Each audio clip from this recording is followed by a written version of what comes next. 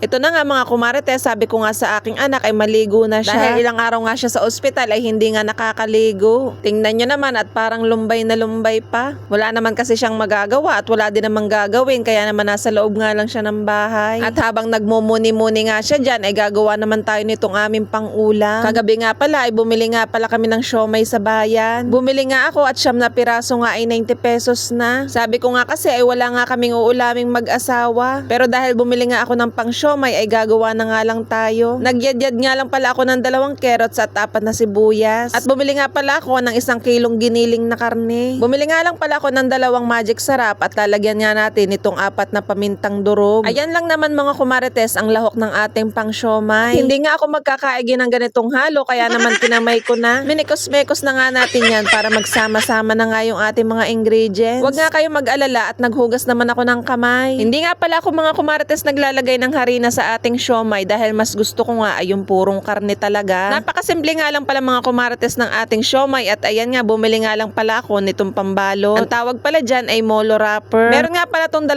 size, maliit at malaki, at yung maliit nga lang ang binili ko. Dahil mas gusto ko nga yung maliit na wrapper lang para mas madami tayong magawa. Dahil kung yung malaking wrapper nga ay mas matakaw nga ay yun sa laman. Dahil nagugustuhan nga ito ng aking mag-ama ay dinamihan ko na nga ngayon ang gawa. Nung una kasi na gumawa ako ay kalahating kilo nga lang at bitin pa. At bago nga natin ilagay yung kasunod na layer ay lalagyan nga natin ito ng plastic labo. Ganyan pala yung ginagawa ko mga kumarites para nga hindi magdikit-dikit itong ating siomay. Dahil pag nilagay mo nga yan ng walang plastic ay masisira nga yung ating wrapper. Mas masarap talaga mga kumarites pag sariling gawa ang siomay dahil unlimited nga ang ating kain. Isa nga din ito sa mga gusto kong ulam dahil madali nga lang din gawin. Ang matagal nga lang dito ay yung pagbabalot. Nung bumili nga kami ng siomay ay sabi ko nga ay 10 piso ang isa. At halos kasing laki nga lang nitong ginagawa ko yung binili namin kagabi. Kaya nga sabi ko sa asawa ko ay maganda rin nga talagang business tong pagsyosomay. Pero dahil hindi naman tayo magbi-business ay pansarili nga lang itong ating gagawin. Ganito pala ang style ng aking pagbabalot. Pero depende naman sa inyo kung ano yung gusto nyong balot din basta makakain pa rin. Ang mahalaga naman ay nasa loob talaga yung pinakalaman niya. At ayan nga nakapuno na nga tayo ng isang ice cream. At dahil puno na nga ito ay kumuha na nga ulit ako ng isa pang lagayan. At hindi ko na nga nabilang kung ilan na yung nagawa kong siomay. Pagkatapos ko nga ibalot ay nag-steam na nga rin kami dito sa aming maliit na steamer. Ito nga palang steamer na ito ay nabili ko lang sa Shopee. Para kasi pag mag-uulam lang kami eh hindi nga ganun kadami yung ating i-steam. At ayan nga pagkatapos ng maluto ay nilantaka na nga nitong aking asawa. Mahilig din kasi yan sa siomay. At nung tinikman ko nga ay kasinlasa nga lang nung binili namin kagabi. Ang pinagkaiba nga lang ay yung sausawan nila. Toyo man silang kasi at may sili yung aming sausawan. Pero kung meron nga sa inyo na nagtitinda ng chili oil ay pakisabihan naman ako at ako'y bibili. Dahil mas masarap talaga sa siomay ay yung may chili oil. O diba nakatipid na nga ako sa pagbili ng siomay at unlimited pa nga. At anytime nga na mag-crave kami ng siomay ay pwedeng-pwede na nga dito sa bahay. At pagkatapos nga namin kumain ay sabi ko nga sa aking asawa ay hugasan na nga yung mga pinggan. Nagrereklamo pa nga yan dahil hindi niya nga bet yung binili kong dishwashing nung nakaraan. Ayaw daw niya nung amoy kaya naman babalik nga ulit tayo sa flavor na bubble gum. O diba ang arte. At bago nga ako umalis ay pinagprito nga nitong aking asawa itong aking anak ng french fries. Pero sabi nga ng aking asawa ay ngayon nga lang daw yan dahil nga siya ay may sakit. Pagkatapos nga niyan ay lagi na nga ulit silang magkaaway. Kung alam nyo lang ay lagi nga panggigilan niyang mag-amang yan. At ayan nga papasok na nga ulit si kumarites at chinek ko nga yung laman ng aking bag. At ito na nga mga kumarites ang dinadala ko na tripod dahil napakaliit nga lang nito, kasyang-kasya sa bag. At anytime nga kasi na kailangan ko nga ng tripod ay nandito nga lang siya sa bag. At bago nga ako umalis ay pinainom na nga muna nitong aking asawa itong aking anak ng gamot para nga hindi na makalimutan. At mamaya nga bago nga siya matulog ay magsasanghab na lang siya. Bago nga ako umalis ay sinisigurado ko nga na nakakain na nga itong aking mag-ama. Para nga pagkaalis ko ay tutulog na lang sila. At nagpahatid na nga pala ako sa aking asawa sa terminal. Bago nga pala mag alas 7 ako umaalis sa bahay. Dahil dumadating nga ang shuttle ay mga 7:10 na. Ang oras pala ng time namin ay alas 9 ng gabi. Nakakatuwa lang din kasi dahil nung nagfile nga ako ay wala nang tanong-tanong pa. Ang sabi nga lang sa akin ay kung kaya ko na nga daw magtrabaho. At yung isa ko namang absent ay pinal ko na nga lang ng personal leave. Sa system na nga lang namin kami nagpapile kaya naman wala nang tanong-tanong din. Kaya masasabi ko din talaga na napakaalwan umabsent dito. At isa pa nga din yun sa mga nagustuhan ko dahil nga sa ibang company ay napakahigpit nga sa absent. Dito naman kasi sa company na ito basta matagal kang absent, basta meron kang certificate ay okay lang. Dahil nga pag regular ka ay hindi ka naman basta-basta